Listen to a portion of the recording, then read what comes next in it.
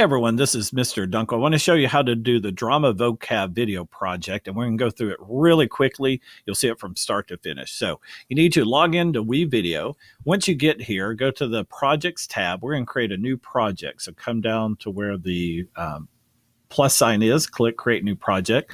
Let's call it Drama Vocab Video Project.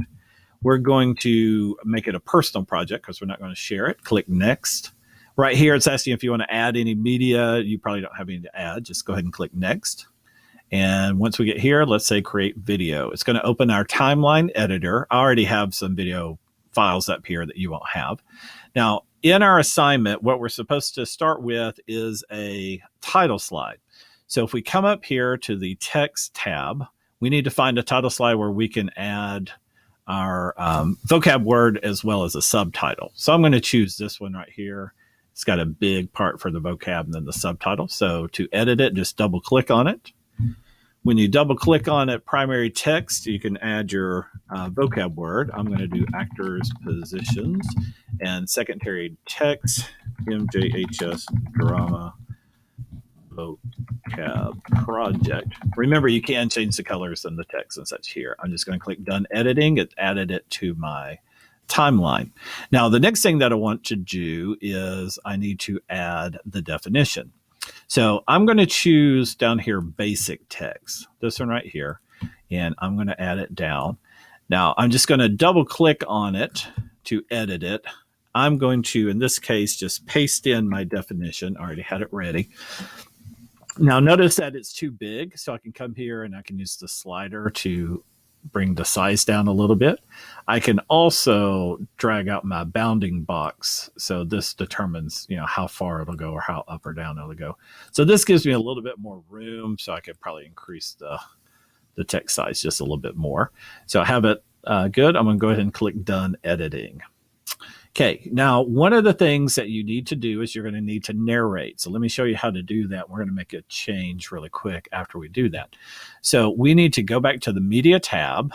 Instead of uploading a file, we're going to go over here to the microphone to open the voice recorder. So I'm going to click on that.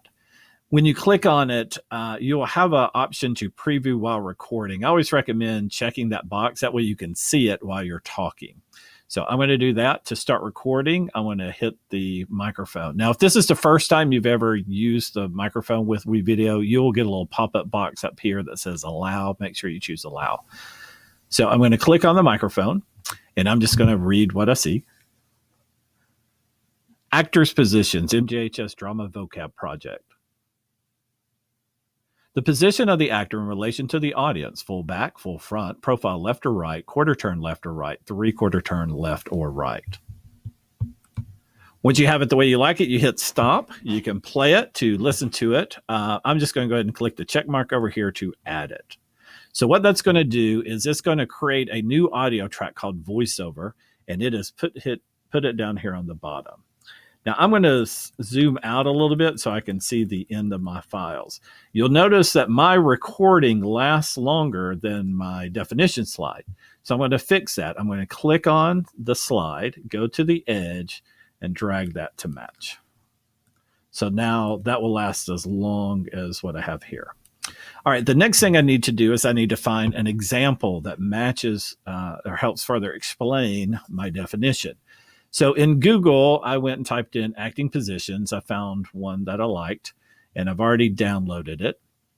So in WeVideo, you simply, under the media tab, click the upload, import media, and you go find your file and upload it. Now, in my case, I've already uploaded it, save time. I'm going to drag it and drop it right here. Again, I like to zoom out so I can see the end. So now that I have what I'm saying, it'll transition into this example. I need to continue to narrate, though. So I'm going to position my timeline marker here at the beginning of this file. And again, I'm going to click on my microphone. And I'm going to say preview while recording. And I'm going to record myself talking about this slide. This is an example of actors' body positions. It's all in relation to how the actor stands facing the audience. In full front, the actor is facing directly at the audience. In full back, it is away from the audience. profile left and profile right are what the body turns sideways to the audience. And then the quarter turns and 3/4 are slight turns left or right or far turns left or right. Now, you notice what happened there. My picture was only up for 5 seconds, so it disappeared while I was recording. So here's the way that you solve that problem in the future. Now, I knew all these body positions, so I didn't necessarily have to look at the picture, so I just kept going. But you'll probably want to have your picture or pictures there. So I'm going to click the check mark. Now, what you could do in the future to prevent that from happening, you'll notice it put a second voiceover track here.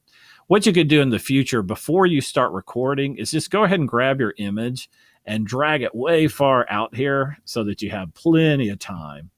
And I'm going to zoom out just a little bit again so I can see the edge. Let's go farther. But you may want to just go ahead and drag your picture way far to the right. That gives you plenty of time. And then when you're done, you could shrink it back to the left. So now I have my definition that I have me narrating over this. And that's all I need as far as images. Now, some of you might be using video, and that's fine as well. One of the other requirements is that you have at least one transition. So we need to have a transition in between these two clips, or you could have it in multiple places. So up here at the top, click on the Transitions tab. I'm just going to grab one that's really quick and just drag your transition in between two clips, and it'll turn green. And you'll notice now when I click play, this is an example of actors' body. So here I have a transition in between those two. So I want you to do that just so you know how transitions work. Lastly, we need to add some background music. Now, my Audio 1 track is open, so I can add something there. If you, by chance, had something on Audio 1, you could click on the plus and add another audio track. So we're going to go to the Music tab. I'm just going to grab something I really don't care what. I'm going to drag it so it's at the very beginning. Notice again that it goes way farther than what I need it to. So there's a couple of things you can do. You can click on it at the very end, and just like with pictures, just drag it and stop it where you want it. Now, it's going to sound weird. It's going to stop right in the middle of a phrase. So what I want to do is click on the file, and you've got a little slanted line here. Click on that. This allows you to fade it in or out. I'm going to say fade in over 1 second. So it'll take a second to get the full volume, and let's fade it out over about 2 seconds there. So now my music will fade in and out at the end. Now, the problem, though, one thing that we're probably going to notice is my music's going to be louder than my narration. Left or right, 3/4 turn left or right. So it makes it kind of hard to hear because it's a little too loud. If you have a fade in or out, if you click on it, you will see these little dots. These are called keyframes. But one quick way that you can lower that volume is grab the dot and just drag it down. So right now I'm dragging it down to like 60%. I'm going to drag that one down somewhere similar. That doesn't have to be perfect, but let's see if this is any better. Vocab project. So that's still a little loud, so I'm going to drag that down a little more, drag that down a little more. Let's see now. The position of the actor in relation to the audience. Okay, so to me that sounds a lot better. You also can, raise these volume levels. Sometimes that will help some, and you can lower the volume level of the track as well. But I find that changing your keyframes usually works pretty well with that. If you just double click on the file, sometimes you'll have some options there as well. In this case, not let me do it on this particular type of file. So this is all that you need in your video. I've got a title slide, definition, and an example. I have me narrating over what we're seeing, and I have some background music. So when you're done, you simply click finish, give your title. You need to put the vocab word, so actor's position, and then a dash, and let's end it with your name. Actually, let's just do just the vocab word. That'll be fine. Vocab word. And then you click set. For this, let's choose 720 as our frame size. And then you just go ahead and make it a video, which you'll see at the end. So that's all there is to it.